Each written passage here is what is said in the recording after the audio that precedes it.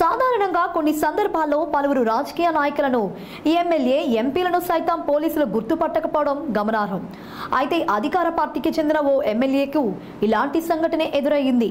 ప్రభుత్వ కార్యక్రమానికి హాజరైన ఎమ్మెల్యేను పోలీసులు గుర్తుపెట్టకపోవడం నల్గొండ జిల్లాలో చర్చనీయాంశంగా మారింది. ఉమ్మడి నల్గొండ జిల్లాకు చెందిన పలువురు మంత్రులు, ప్రజాప్రతినిధులు భువనగిరికి వెళ్లారు. ఈ తరుణంలో నకిరేకల వేముల వీరస్వామికి చేదు అనుభవం ఎదురైంది.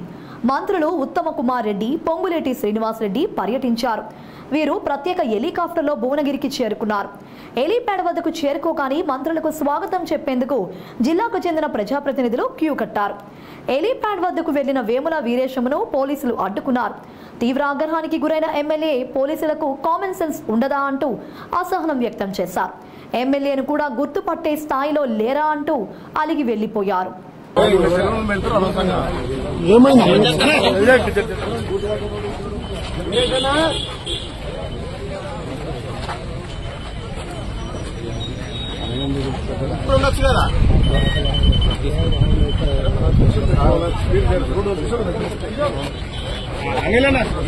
ఆపేశాను.